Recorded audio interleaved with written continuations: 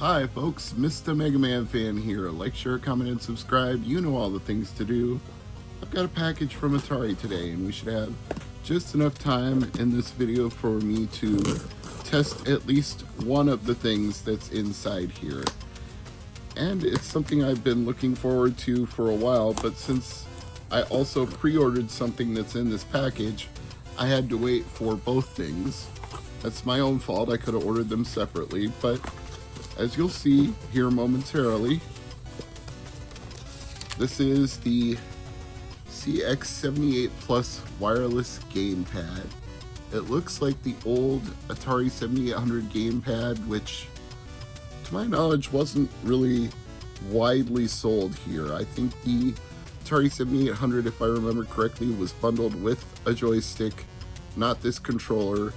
This was a little more common in Europe, but I did manage to get a couple of them back in the day, and now I've got the wireless equivalent of that.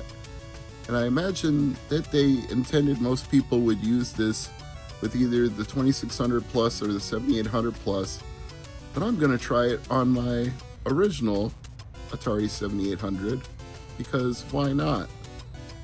The other thing that I ordered that caused me to have to wait just a little bit was this new Atari 2600 game, Caverns of Mars.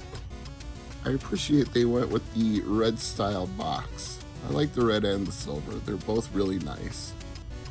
Mars has declared war on Terra 4. This looked like it would be a fun game, so went ahead and placed an order for it. Now it's here, but I think that's for a future video. Today's video is going to be all about this gamepad. So let's go ahead and get it open. And here's our controller adapter for wirelessness, I guess. And here's our cord, presumably for charging it. And controller connection information. Hopefully that's focusing up. Looks like it charges through USB-C. And last but not least, here is the controller itself.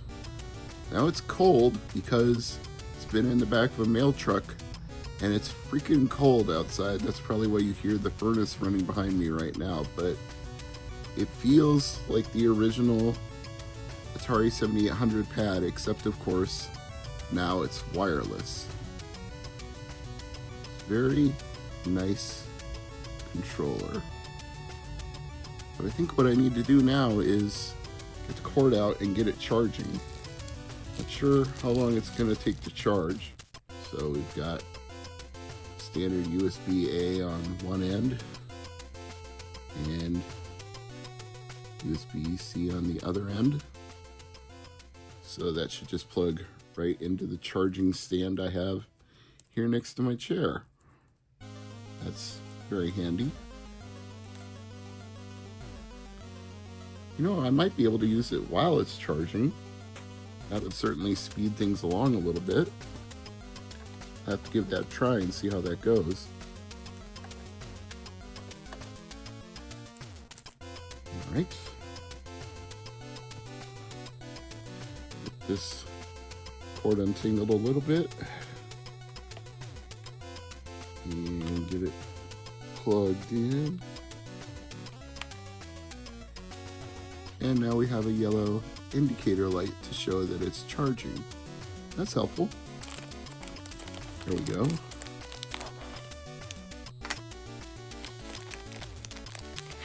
Oh, it included two of them. One for USB, I guess if you want to use it with a PC, or maybe even a Switch, and the Atari 7800 one.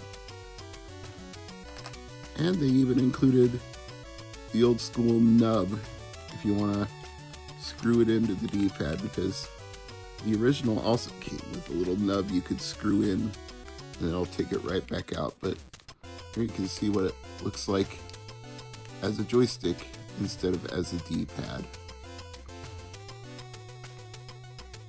But it's nice that they give you the options. I appreciate that. Looks like in the process of doing that, I made it start looking for a connection by using buttons on the controller. Well, it's going to keep looking because I haven't turned on the 7800 or anything else. Connection instructions.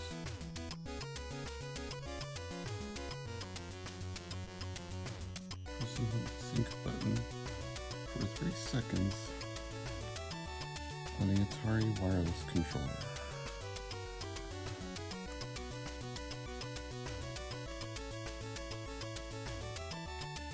Aha! It is working. Okay. So, what do I want to test this with? Let's go with Super Pac-Man.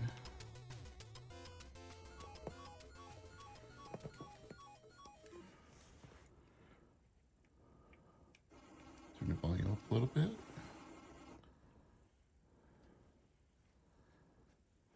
And here we go.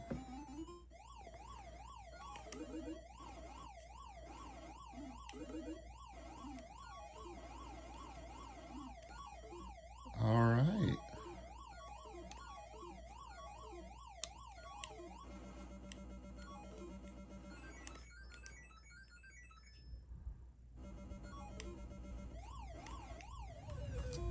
Maybe it helps if I zoom out a little and you can see what I'm doing.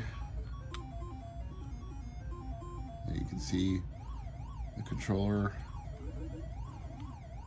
and if I hold down the button, Pac-Man goes into his Super Pac speed mode.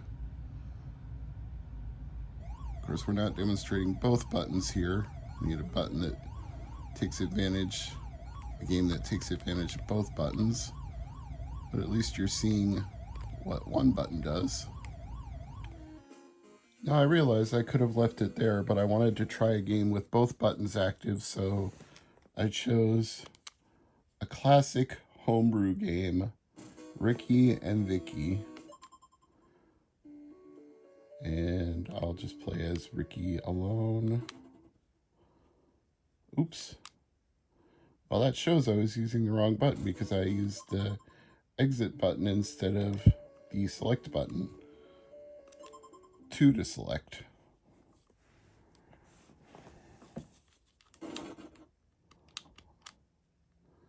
And 2 also to fast forward.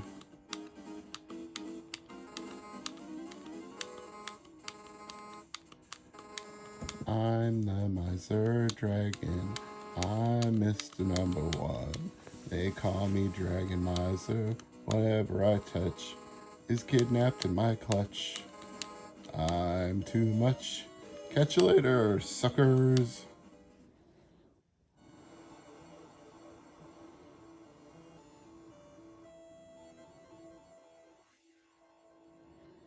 All right, let me pan out a little bit. So 2 is my jump. 1 should be my throwing motion.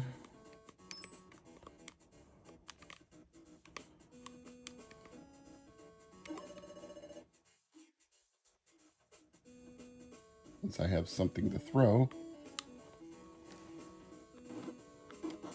Yes, there we go.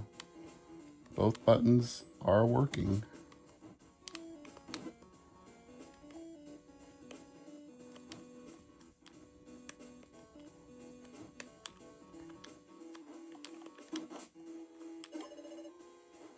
All right. I highly recommend this controller pad. I don't know how long the battery life is, but I do know that it's working exactly as I expected it to. I'm Mr. MegaManFan, and as always, thank you for watching.